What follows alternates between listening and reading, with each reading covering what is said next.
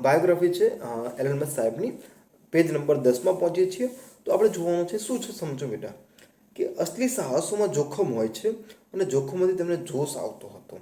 અસલી સાહસોમાં શું હોય છે, જોખમ હોય છે, અને સાહસોમાંથી શું આવતું બેટા, એ જ જોખમમાંથી એમને સાહસ મળતો હતો. તો હવે આ એક વસ્તુ છે, મને ખબર છે તે પૂરતી તૈયારી સાથે હું જોખમ ઉઠાવી જાણું છું. તો સમજો કે કન્ડિશન કેવી રીતે છે. શું કીધું છે, અસલી સાહસોમાં જોખમ હોય છે અને જોખમમાંથી તેમને જોશ મળતો હોય છે. અસલી સાહસ કોને કહેવાય મિત્રો, એ આપણને ખબર હોવી જોઈએ. જ્યારે પણ આપણે આપણા જીવનમાં એવી સિચ્યુએશનમાં પડીએ છીએ કે જ્યારે આપણી પાસે કોઈ જ અવેલેબલ નથી અને છે પણ એ આપણા કોઈ કામના નથી, ત્યારે રિયલી સાહસ કરવો પડશે મિત્રો. જ્યારે પણ આપણે સાહસ નહીં કરીએ ત્યાં સુધી આપણને શું દુનિયાદારી છે એ ખબર પડશે નહીં. સાહસ કેવી રીતે આપણે એને ટેકલ કરવો, કેવી રીતે એને હરાવવો એ પણ ખબર પડશે નહીં મિત્રો. તો એક આ બાયોગ્રાફી વાંચવાનો મતલબ એ નથી કે હું વાંચીને જતો રહું અને મારી લાઈફ સાથે ટચ કરવાનો પ્રયાસ કરીશ મિત્રો.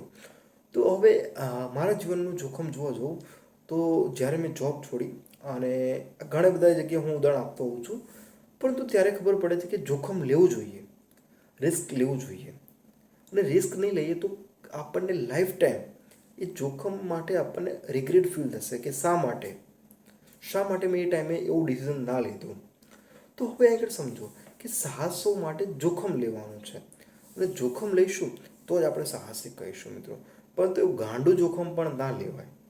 આપણી પાસે એવી કંઈ સ્કિલ શીખ્યા હતા, હા આપણે ટીચિંગ સ્કિલ શીખ્યા હતા, આપણું પેશન હતો, તો જોબ છોડી ક્વાઇટ કરીને શાંતિથી રહી શકું છું. ઓકે, ઘણા બધા સર્કમસ્ટાન્સીસ હોય છે, ફેમિલીના હોય છે, ફાઇનાન્શિયલી હોય છે અને ફ્રેન્ડ સર્કલના હોય છે, ઘણા બધા હોય છે. તો આ બધાની સામે ટેકલ કરવા માટે મેન્ટલી સ્ટ્રોંગ પર્સનાલિટી હોવી જોઈએ.